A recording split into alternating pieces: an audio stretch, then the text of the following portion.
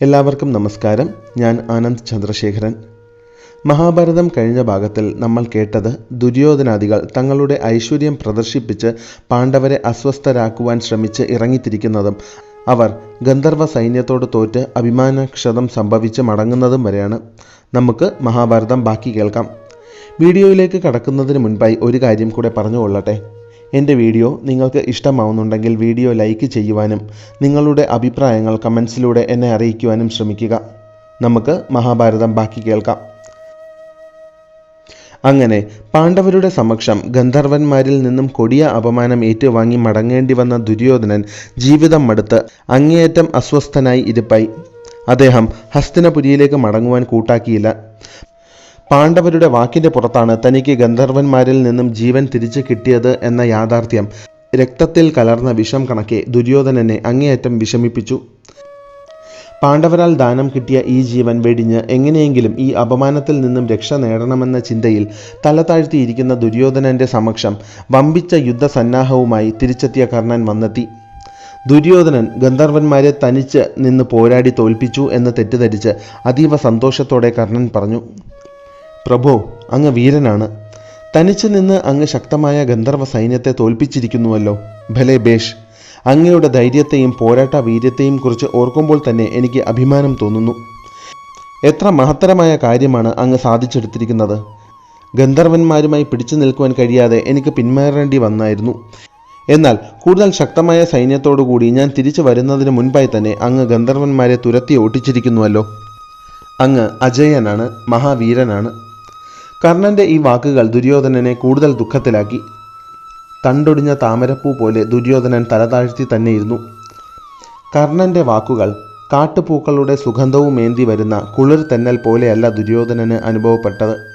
മറിച്ച് ഭീകരമായ കാട്ടുതീയുടെ തീക്ഷ്ണമായ ചൂടിനെ മുഴുവനായും ആവാഹിച്ചെടുത്ത് വരുന്ന ചുട്ടുപഴുത്ത കാറ്റായിട്ടാണ് അനുഭവപ്പെട്ടത്.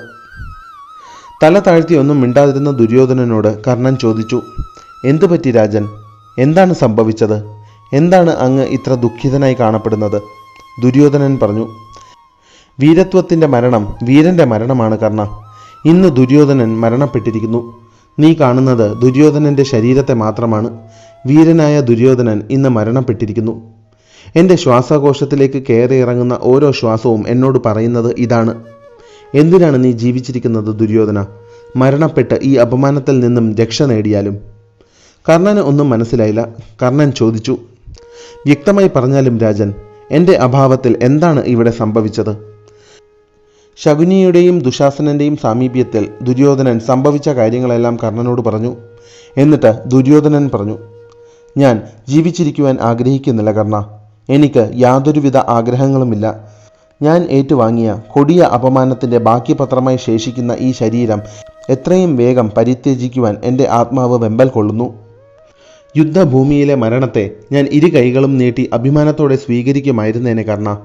എന്നാൽ ശത്രുവിൽ നിന്നും ജീവിതം യാചിച്ച് വാങ്ങി തല താഴ്ത്തി തിരിച്ചു പോകേണ്ടി വന്നവനാണ് ഞാൻ. എൻ്റെ ഗതികേട് ഭീകരം തന്നെ. ഞാൻ ഇന്ന് രാജാവുമല്ല, ഗദാവീരനുമല്ല, വെറും ഒരു സൈനികൻ പോലുമല്ല കർണ.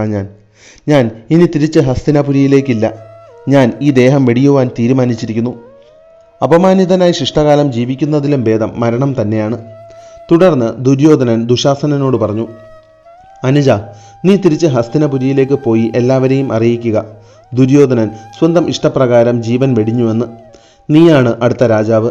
എൻ്റെ സിംഹാസനത്തിലിരുന്ന് നീ ഭരണം നടത്തി വരിക. എന്തു വില കൊടുത്തും നീ നമ്മുടെ രാഷ്ട്രത്തെ സംരക്ഷിക്കണം.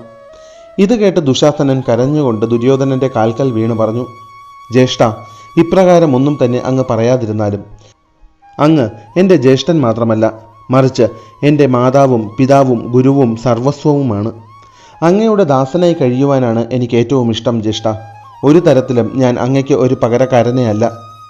ഇത് കേട്ട് കർണൻ പറഞ്ഞു, കുരുവംശത്തിലെ സിംഹങ്ങളാണ് നിങ്ങൾ രണ്ടുപേരും. നിങ്ങൾ എന്തിനാണ് ഇത്രയും വിഷമിക്കുന്നത്?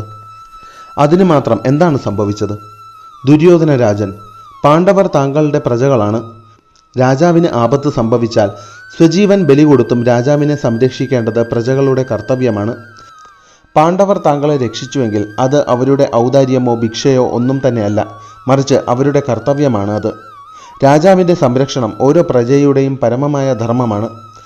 ദയവ് ചെയ്ത് അങ്ങ് ഞങ്ങളോടൊപ്പം ഹസ്തിനപുരിയിലേക്ക് മടങ്ങിയാലും. ശകുനി ദുര്യോധനനോട് പറഞ്ഞു. ഇപ്രകാരം ഈ കാട്ടിൽ നിരാഹാരമിരുന്ന് ധ്യാനിച്ച് പ്രാണൻ വെടിയുവാൻ ആഗ്രഹിക്കുന്ന ദുര്യോധനനു വേണ്ടിയാണോ ഞാൻ പകിട കളിച്ച് പാണ്ഡവരുടെ ഐശ്വര്യം മുഴുവൻ കരസ്ഥമാക്കി നൽകിയത്? കർണൻ പറഞ്ഞത് ശരിയാണ്. പാണ്ഡവർ അങ്ങയെ രക്ഷിച്ചുവെങ്കിൽ അത് അവരുടെ കർത്തവ്യം മാത്രമാണ്. അതിൽ കവിഞ്ഞ് അതിന് ഒരു പ്രാധാന്യവും നൽകേണ്ടതുമില്ല. അങ്ങ് ഹസ്തിനപുരിയിലേക്ക് ഞങ്ങളോടൊപ്പം മടങ്ങിയാലും. ഇനി അതല്ല, ഒരു വിധത്തിലും താങ്കൾക്ക് മനസമാധാനം ലഭിക്കുന്നില്ല എങ്കിൽ പാണ്ഡവർക്ക് അർഹമായത് അവർക്ക് തിരികെ നൽകി അവരുമായി സഖ്യമുണ്ടാക്കി കഴിഞ്ഞാലും. ദുര്യോധനൻ പറഞ്ഞു.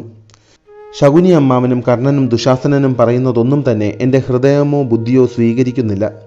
നിങ്ങൾ തിരിച്ചു പോയാലും ഞാൻ ഇനി ഹസ്തിനപുരിയിലേക്കില്ല. പ്രജകൾക്ക് മുന്നിൽ ഇളിഭ്യനായി നിൽക്കുന്നതിലും ഭേദം ഈ കാട്ടിൽ വച്ച് എന്നെ മരണപ്പെടുന്നത് തന്നെയാണ്. പാണ്ഡവരിലൂടെ ലഭിച്ച ഈ ജീവൻ എനിക്ക് വേണ്ട. ഇത്രയും പറഞ്ഞുകൊണ്ട് ദുര്യോധനൻ തൻ്റെ രാജകീയ വസ്ത്രങ്ങളും ആഭരണങ്ങളും ആയുധവുമെല്ലാം ത്യജിച്ച് വൃക്ഷച്ചുവട്ടിലായി ധ്യാനിച്ച് ഇരുന്നു.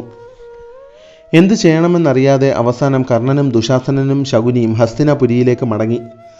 ദുര്യോധനന്റെ തീരുമാനം 1-2 ദിവസത്തിൽ മാറുമായിരിക്കുമെന്ന് പ്രതീക്ഷിച്ച് മനസ്സില്ലാ മനസ്സോടെ കർണൻ ദുശാസനനും ശകുനിക്കുമൊപ്പം ഹസ്തിനപുരിയിലേക്ക് മടങ്ങി.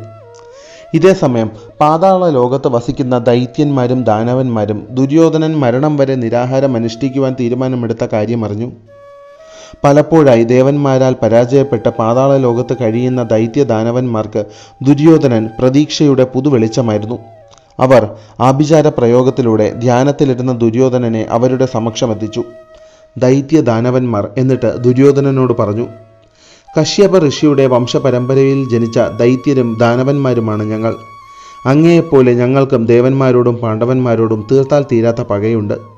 അങ്ങ് വിഷമിക്കുവാൻ പാടില്ല. ഞങ്ങൾ അങ്ങയുടെ കൂടെ തന്നെയുണ്ട്. പാണ്ഡവരെ തോൽപ്പിക്കുവാൻ അങ്ങയെ ഞങ്ങൾ സഹായിക്കാം. അങ്ങ് മരണപ്പെട്ടാൽ ഞങ്ങൾക്ക് ഒരു നേതാവിനെ നഷ്ടമായതിനു തുല്യമാണ്. ദൈത്യദാനവന്മാരുടെ ശക്തമായ അംഗബലം അങ്ങയ്ക്ക് പിന്നിലായുണ്ട് എന്ന് അറിഞ്ഞാലും വരാൻ പോകുന്ന മഹായുദ്ധത്തിൽ പാണ്ഡവരെ ഇല്ലാതാക്കുവാൻ ഞങ്ങൾ താങ്കളെ സഹായിക്കാം. അങ്ങയുടെ ജീവൻ അമൂല്യമാണ്, വിലമതിക്കുവാൻ കഴിയാത്തതാണ്. ദയവ് ചെയ്ത് തെറ്റായ തീരുമാനമെടുക്കാതെ ഹസ്തിനപുരിയിലേക്ക് മടങ്ങിയാലും രാജൻ. ഞങ്ങൾ താങ്കളുടെ പക്ഷത്ത് തന്നെയുണ്ട് എന്ന കാര്യം മറക്കാതിരിക്കുക. തുടർന്ന് ദൈത്യദാനവന്മാർ ദുര്യോധനനെ തിരിച്ചയച്ചു. പാണ്ഡവന്മാരോട് പകരം വീട്ടുവാൻ തന്നെ ദൈത്യദാനവന്മാർ സഹായിക്കും എന്ന ഉറപ്പ് ലഭിച്ചതിലൂടെ ദുര്യോധനനിൽ ആത്മവിശ്വാസം വന്നു നിറഞ്ഞു.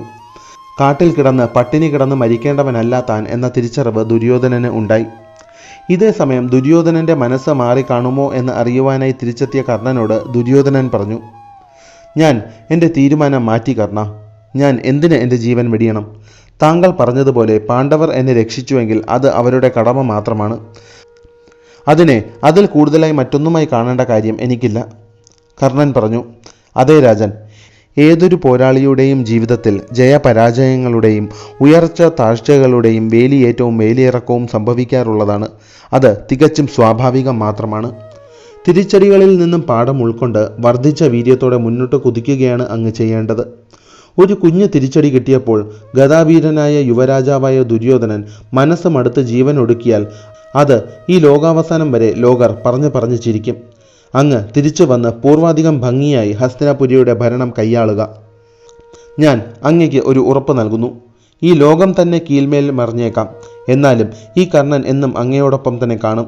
അങ്ങ് ആഗ്രഹിക്കുന്നത് എന്തായാലും അത് ഞാൻ അങ്ങയ്ക്ക് നേടിയെടുത്ത് നൽകുകയും ചെയ്യും. ദുര്യോധനൻ കർണനെ കെട്ടിപ്പിടിച്ചു. തുടർന്ന് ദുര്യോധനനും കർണനും ഹസ്തിനപുരിയിലേക്ക് മടങ്ങി. തൽക്കാലം മഹാഭാരതത്തിൻ്റെ ഈ ഭാഗം ഞാൻ ഇവിടെ വച്ച് നിർത്തുകയാണ്. എല്ലാവർക്കും ഈ ഭാഗം ഇഷ്ടമായെന്ന് പ്രതീക്ഷിക്കുന്നു. നന്ദി.